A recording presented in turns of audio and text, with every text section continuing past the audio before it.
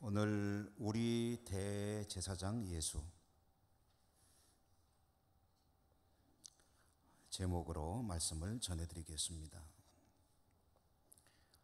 사람이 만약 자기가 원하는 것을 다 가지게 되었다면, 소원을 다 이루었다면, 더 원하는 것이 없을 만큼 정말 만족해 한다면, 그 다음에 마지막으로 최종적으로 궁극적으로 가지고 싶어 하는 것이 무엇일까요?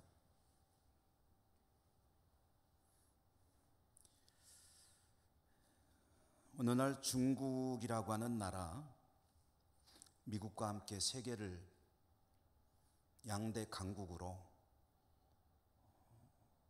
참 큰 나라죠. 근데 이 중국이라는 나라가 처음부터 이렇게 큰 나라는 아니었고, 오늘날과 같은 이런 틀을 갖추게 된 것은 진나라라고 하는 그런 나라로부터 시작이 됐습니다.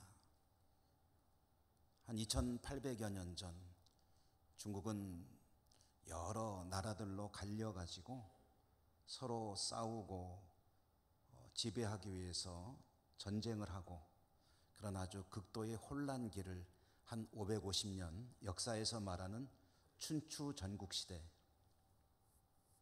그런 시대를 겪어야 했는데, 그로부터 한 550년의 그 혼란기를 이제 극복하고 종지부를 찍고 지금과 같은 나라의 어떤 틀을 이룬 나라가 진나라이고, 그 진나라의 군주가 진시황이라고 하는 그런 아주 유명한 군주였죠.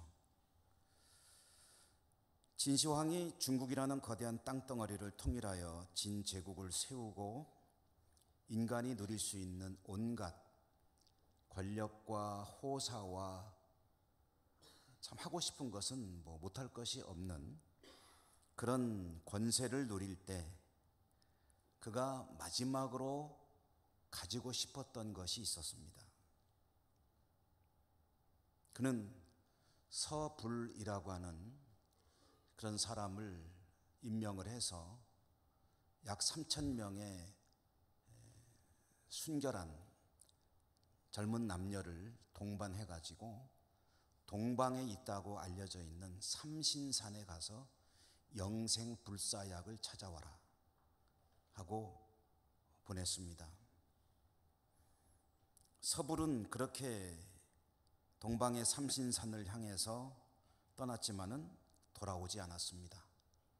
진시황도 그 약을 가지고 오면은 내가 영원히 살겠다 하는 그런 소망을 가지고 왕궁 지하에 우리가 잘 알고 있는 병마용, 수많은 진흙 인형들을 만들어 놓고 영원히 살 것을 기대하며 영생불사약이 오기를 기다렸는데 오지 않았습니다.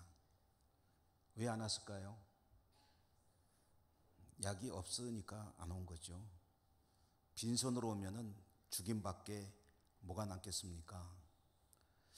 저는 그런 생각도 해봤어요. 만약에 이 서불이 그런 곳이 정말 있어가지고 약을 발견했다면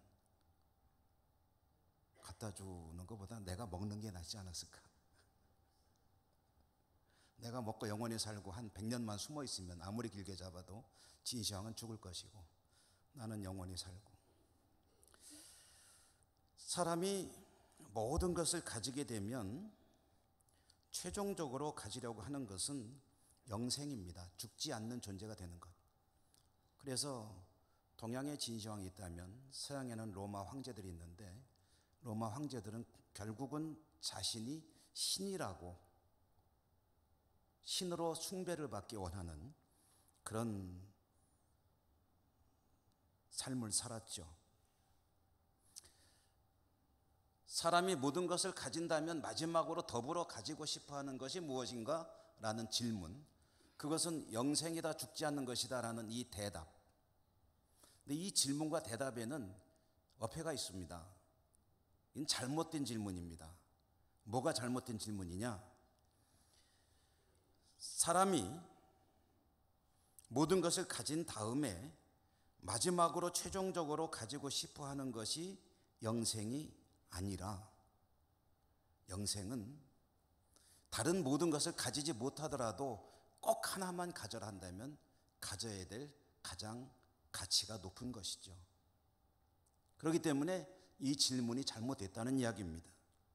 영생은 가장 나중에가 아니라 가장 먼저 가져야만 되는 것이고, 가장 소중한 것이고, 가장 가치가 있는 것이다. 이것은 우리가 믿는 신앙, 기독교적 관점에서도 이렇게 말하는 것이 더 옳습니다. 하나님 믿고 살아가는 인간들이 가장 먼저 가져야 되는 것이 무엇입니까? 영생입니다. 히브리서를 기록한 사람이 그것을 강조하고 있습니다. 오늘 우리가 읽은 성경 히브리서는 누가 썼는지는 몰라요.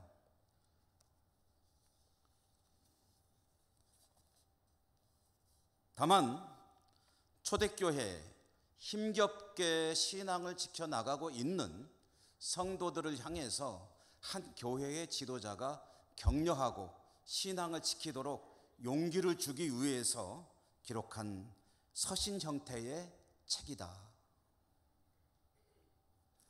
초대교회 시절 믿음을 지키는 성도들, 예수 그리스도를 믿고 살아가는 사람들, 그들은 혹독한 박해의 현실 속에서 믿음을 지키는 것이 너무 힘겨웠고, 그래서 믿음을 포기하는 일이 많았습니다. 우리가 지금 VIP 전도 운동을 전개하고 있죠. 그래서 늘 기도하고, 참 우리 성도님들이 마음속에 품은 이분을 꼭 우리 주님 앞으로 인도해야 되겠다 하는 분들을 위해서 기도하고, 이름도 적어내기도 하고, 또 그분들을 찾아가서 만나기도 하고, 그리고 꼭 저와 같이 우리 교회를 가져서 신앙생활을 하셨으면 좋겠습니다 하고 초청을 하고 하는데요. 이 VIP 모셔기 운동은 뭐 금년에만 하는 것은 아니죠. 그동안에도 계속 되어 왔던 일이고, 이름은 달라도 또 여러 가지로 전도 운동은 해왔었고, 그동안에 참 소중한 많은 분들이 우리 성도님들의 손을 잡고 이 예배당에 와서 예배를 드리면서 신앙생활을 시작을 했습니다. 그런데 그런 분들 가운데는 한 번, 두 번 또는 몇 차례 정도 교회에 오셨다가 발걸음을 중단하는 분들도 또한 많이 계셨죠.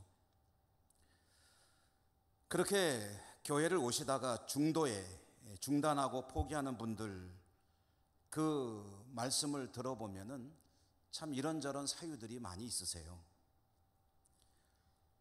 어떤 분들은 내가 별로 관심이 안 가더라.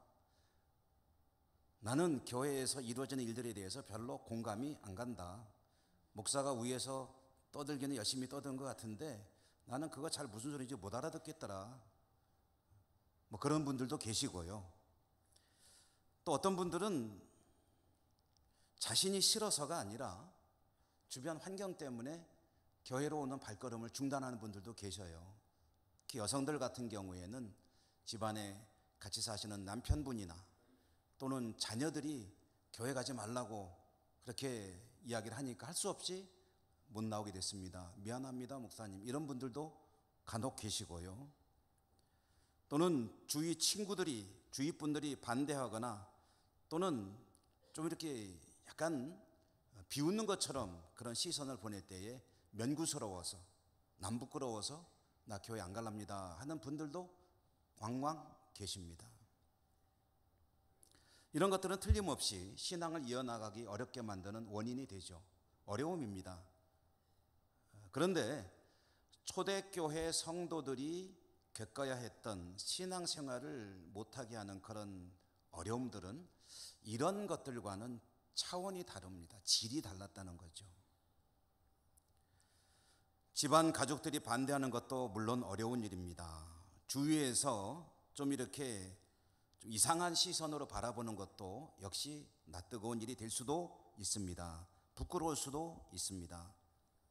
그러나 초대교회 당시에 교회를 추석하고 신앙을 지켜나가려고 할 때 그때에 겪는 어려움은 이런 정도의 문제가 아니라 생명과 직결되는 그런 문제인 경우가 많았습니다.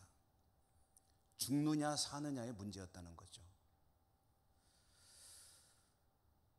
심하게 핍박이 주어질 때는 나는 죽어도 괜찮아요. 나는 믿어요. 그런데 나의 문제로 국한되는 것이 아니라 내 사랑하는 자녀들, 아이들까지 생명의 위협을 느끼게 될 때 그때 신앙을 지키는 것은 사실은 쉽지 않은 일이었죠.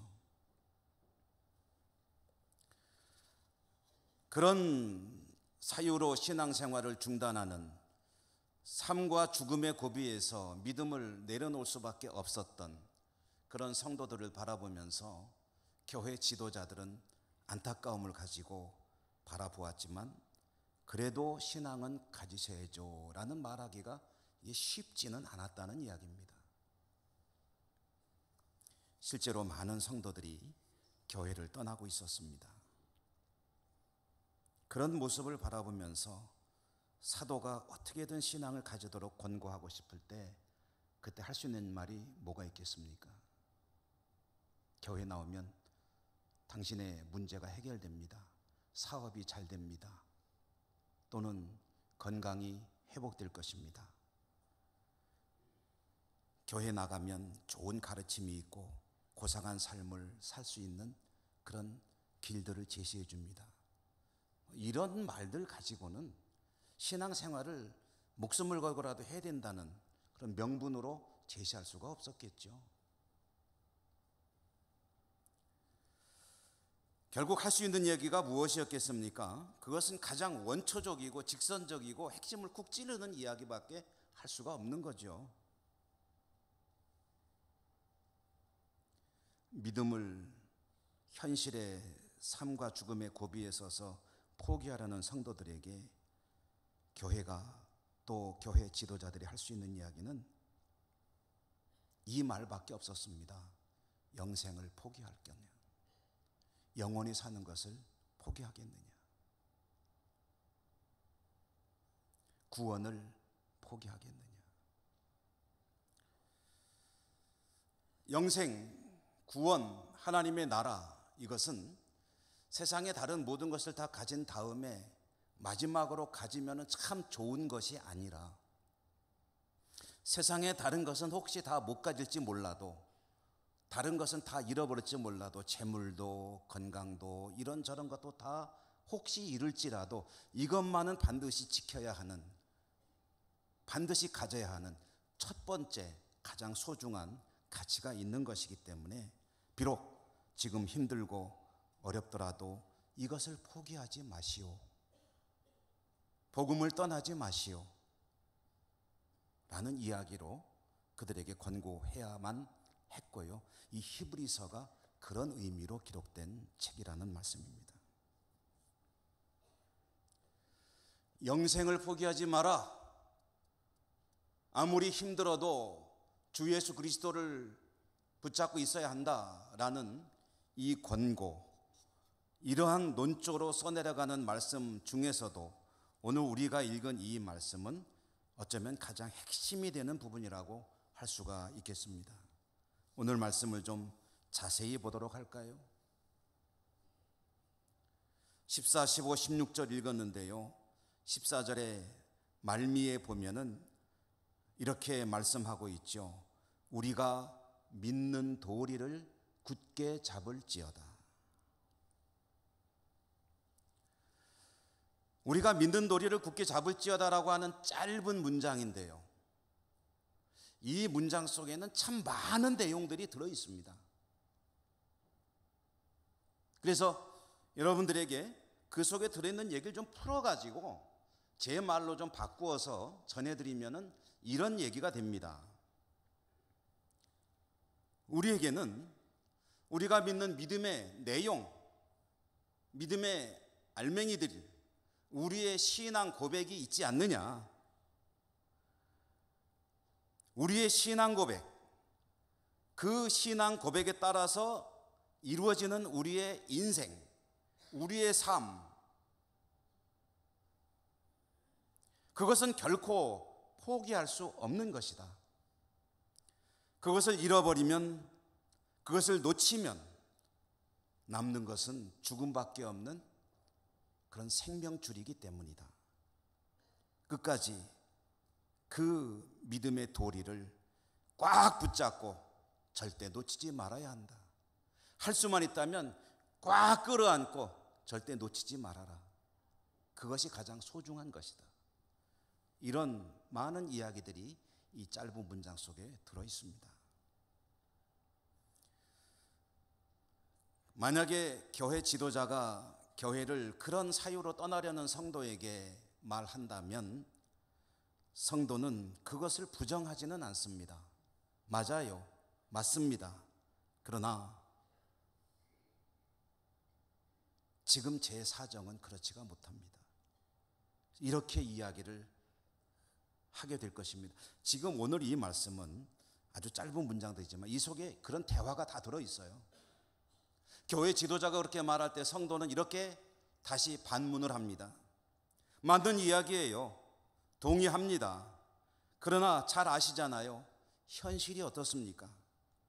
이렇게 믿음을 가지고 살고 싶지만 너무너무 힘들잖아요. 너무 잘 아시잖아요.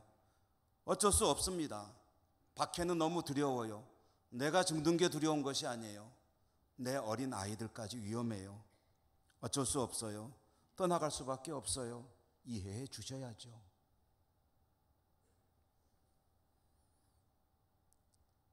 그때 사도가 대답을 합니다. 14절 앞부분에 보면 그러므로 우리에게 큰 대제사장이 계시니 승천하시니 곧 하나님의 아들 예수시라. 조금 일상용어로 풀어보면 그렇지만 우리에게는 대제사장 되시는 하늘에 올라가신 예수님이 있지 않습니까? 15절 앞에 보면 그 우리의 대제사장 예수님은 우리가 얼마나 연약한 존재인지를 잘 아시는 분이지 않습니까? 우리를 불쌍히 여기는 분이 아니십니까? 그렇게 두렵다면 우리의 대제사장 되시는 예수님이 계시다는 것을 생각하십시오.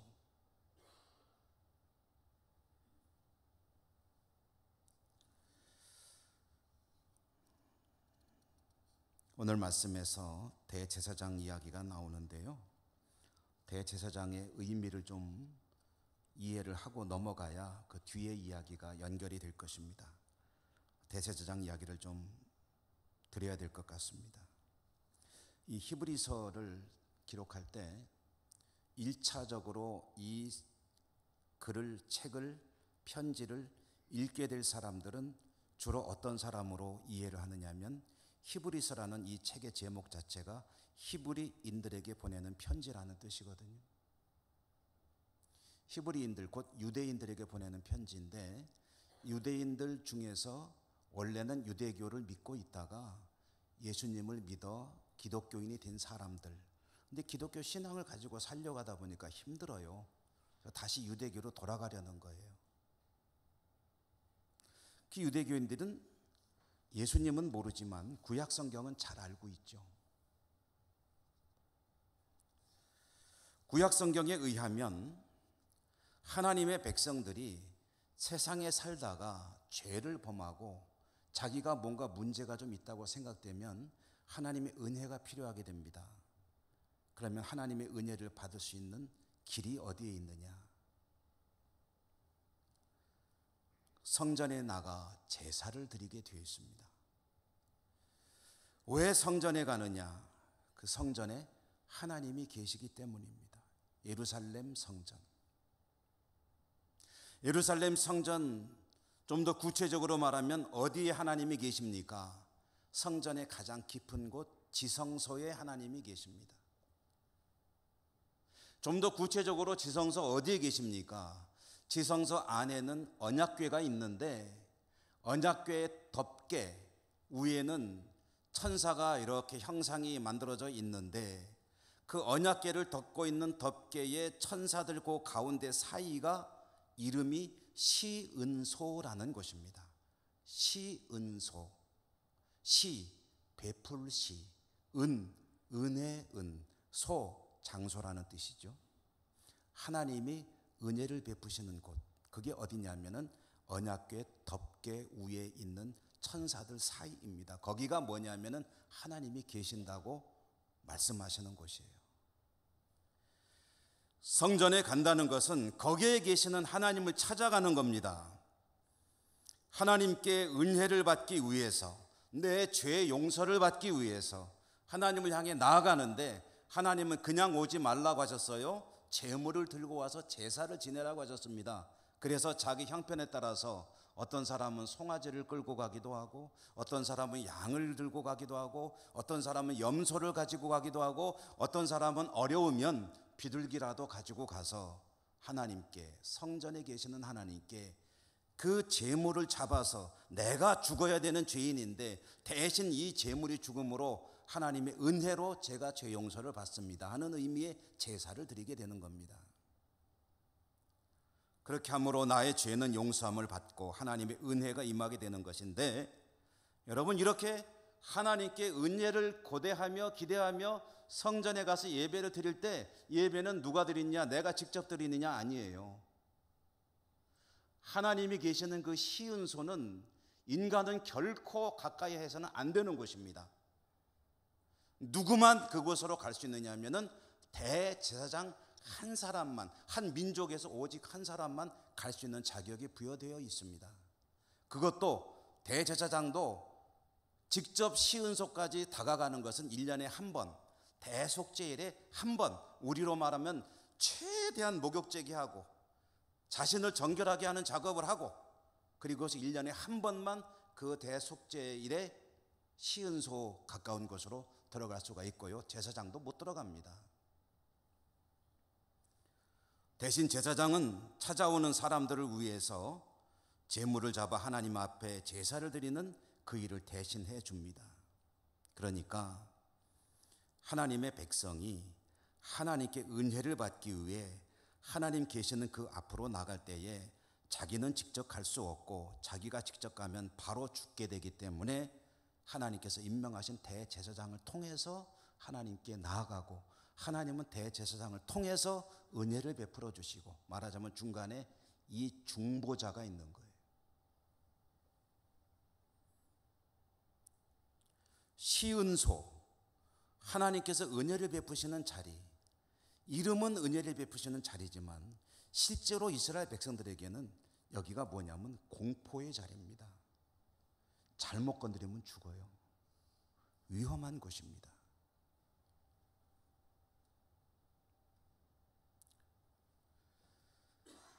그런데 예수 그리스도께서 십자가에 죽으실 때, 예수님의 숨이 넘어갈 때에 어떤 일이 있었습니까? 성경을 읽어보신 분들은 잘 아시죠? 예수님이 숨이 넘어가실 때 지진이 일어났습니다. 무덤이 열리고 죽은 자들이 살아나고. 그런데 예루살렘 성전에서 그때 어떤 일이 있었냐면, 성전의 지성소를 가리우는 휘장, 천막입니다. 근데 실제로는 벽이죠. 하나님 계신 곳과 그 밖을, 안과 밖을 구분하는 그 벽이 위에서부터 쫙 찢어져서 갈라져 버렸습니다. 벽이 무너진 겁니다. 누가 무너뜨렸느냐? 하나님이 손수 찢으셨습니다. 하나님이 찢으신 그 이유가 뭐냐? 이제부터는, 예수 그리스도가 십자가에 죽으신 이후로부터는 인간들은 성전에 나가서 제사를 드릴 필요가 없다는 이야기예요. 건물로서의, 장소로서의 예루살렘 성전은 더 이상 이제 존재하지 않는다. 용도 폐기한 겁니다. 하나님이 여기는 이제부터는 끝이야. 지금까지의 모든 기능과 역할은 끝난 거야 라고 하고 선언하신 것이고요, 이제부터는 하나님 앞에 나가 은혜를 받기 원하는 이들은 염소를 들고 양을 들고 비둘기를 들고 또는 소를 들고 제사장을 찾아서 예루살렘 성전에 갈 필요가 없다. 오직 주 예수 그리스도의 이름을 들고 하나님 앞으로 나오면 된다.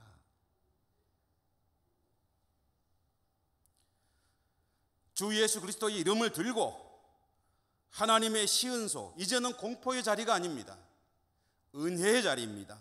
거기는 기도하는 자리이고 예배하는 자리입니다. 예수 그리스도의 이름으로 하나님께 나가면 되는 그 놀라운 은혜가 예수 그리스도의 십자가 상에서 베풀어지게 된 거죠. 대제사장이라는 것은 그런 것입니다. 이제는 인간 대제사장은 제도 자체가 없어졌어요. 대신 한 대제사장, 우리에게 큰 대제사장 한 분이 계시니 이 땅에 존재하는 성도가 몇 명이든지 상관없습니다. 그들 모두가 오직 한 분 대제사장 되시는 예수 그리스도의 이름을 들고 하나님 앞으로 나갈 수 있는데, 하나님의 은혜의 자리, 시은소, 예배의 자리, 기도의 자리로 나가게 되면 하나님께서 그에게 은혜를 베푸신다.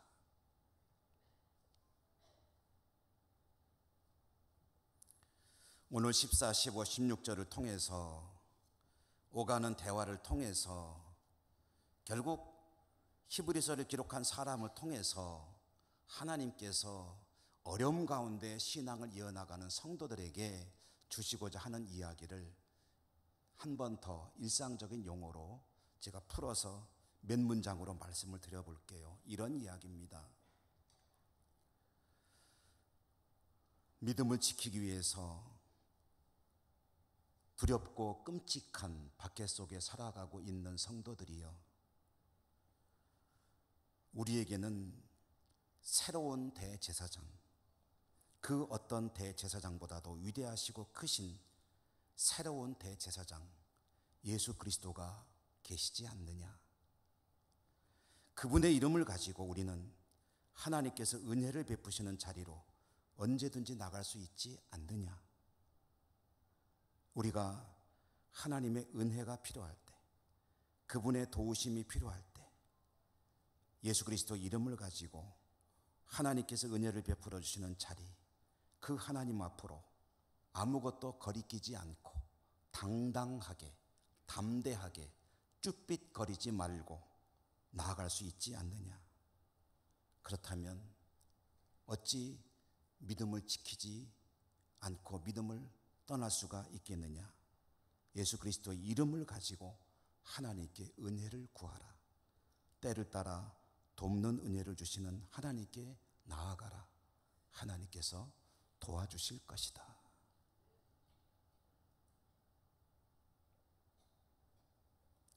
때를 따라 돕는 은혜라는 말은 타이밍에 맞게 하나님께서 가장 적절한 것으로 은혜를 내려주신다는 이야기입니다. 믿음을 지키는 것이 힘들 때 사람마다 대처 방법을 생각해 볼 수 있을 겁니다. 인간적인 방법들도 생각해 볼 수 있겠죠. 우리가 흔히 말하는 속담과 같은, 격언과 같은 말이 있죠. 소나기는 피해가라. 믿음을 버리는 건 아니에요. 저는요, 지금 너무 힘드니까 제가 잠깐만 쉴게요. 잠깐만. 예수님 안 믿는 거 아니고요. 다만 잠깐만 떠나 있을게요. 요 고비만 넘기고 제가 다시 교회에 나올게요. 집에서라도 기도하면서 지낼게요.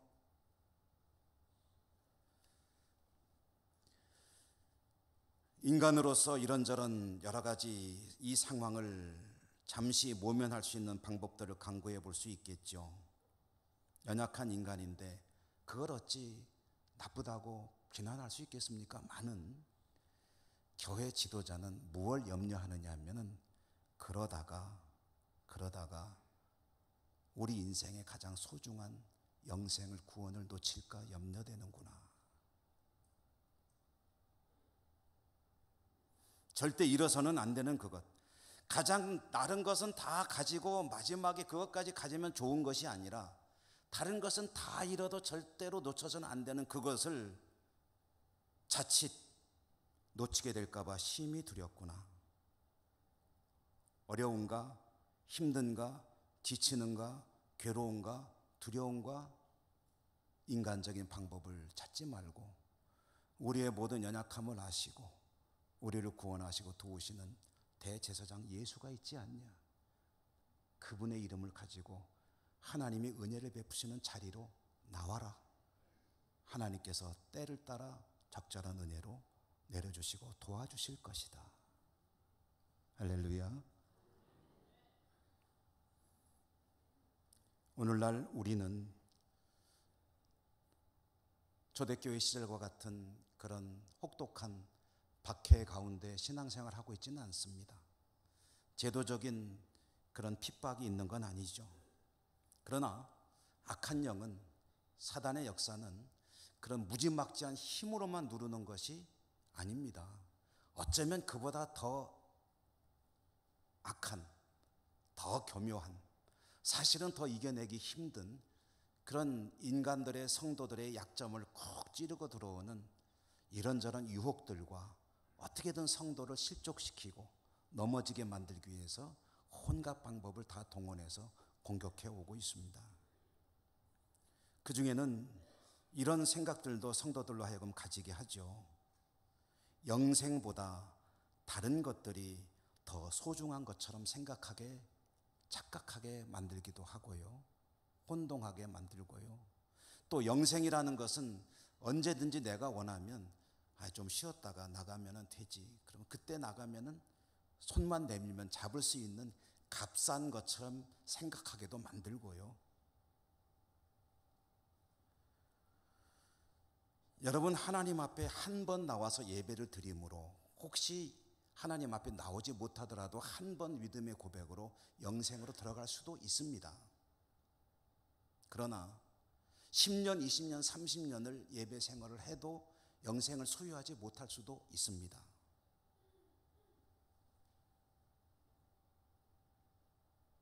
영생은 공짜로 주어지는 것이지만 값싼 것이 아닙니다.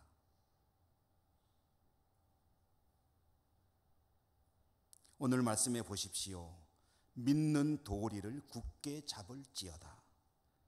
성경 말씀, 그 말씀에 따라 사는 인생, 거룩한 성도의 삶, 믿음을 지키기 위해서 온갖 어려움을 이겨내는 굳건한 신앙, 그것을 결코 놓치지 말라. 영생을 붙들어야 하기 때문이다.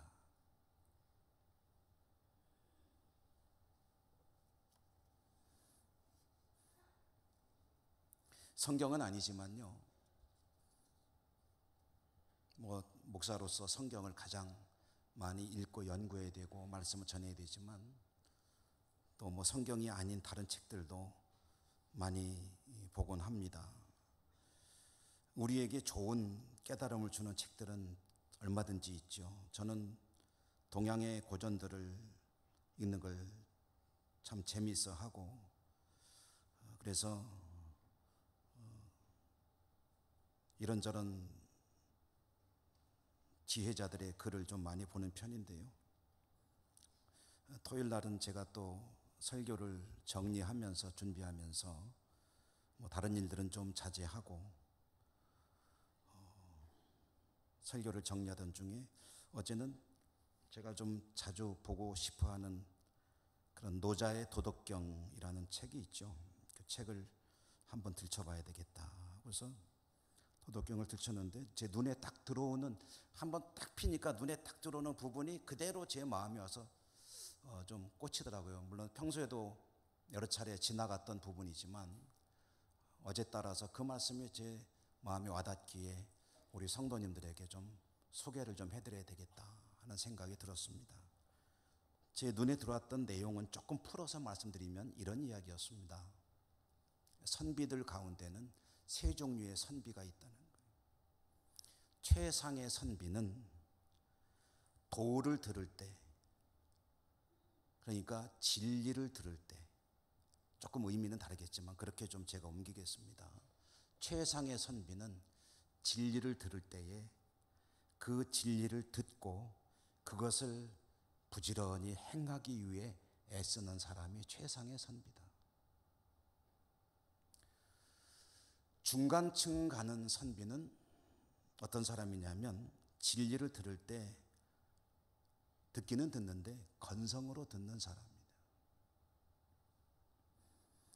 최하급 밑바닥 선비는 어떤 사람이냐 하면은 진리를 들으면 그 진리를 우습게 여기고 결국 자기 생각대로 사는 사람이다.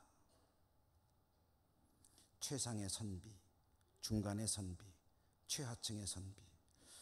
그걸 보면은 또 저는 항상 그걸 좀 바꿔보거든요. 제가 좀 표절을 해가지고 이렇게 말을 바꿔봤습니다. 신고는 하지 마시기 바라고요. 최상의 성도는 말씀을 들으면 그것을 가슴에 새기고 부지런히 그렇게 살려는 행하는 성도이고, 중간의 성도는 말씀을 들을 때 듣기는 듣는데 그냥 건성으로 대충대충 듣고 자기 상관은 별로 상관없는 성도이고, 바닥의 최하층의 성도는 말씀을 듣긴 듣는데 그 말씀을 우습게 여기고 자신의 경험과 생각과 신념에 따라 사는 사람이다. 이렇게 바꿔봤는데 제가 이런 짓을 잘합니다. 잘한다는 얘기는 가끔 이런 일을 해놓고서 혼자서 괜찮은데 스스로 만족해하고 합니다. 여러분, 영생은 우리가 결코 놓칠 수 없는 최고의 가치죠. 그것을 놓치지 않기 위해서 다른 것들은 뒤로 미룰 수 있는 여러분의 신앙의 대계를 오늘 히브리서가 촉구하고 있고요. 그게 정 힘들 때는 예수 그리스도의 이름을 가지고 하나님께 나아가라. 하나님이 그때그때 필요한 은혜를 주시리라.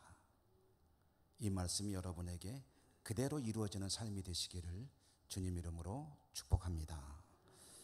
은혜로우신 하나님 감사합니다. 오늘도 말씀을 주셨으니 저희들이 말씀을 들은 대로 그대로 살아갈 수 있는 은혜와 용기와 힘도 허락해 주옵소서. 예수님 이름으로 감사하고 기도드립니다. 아멘.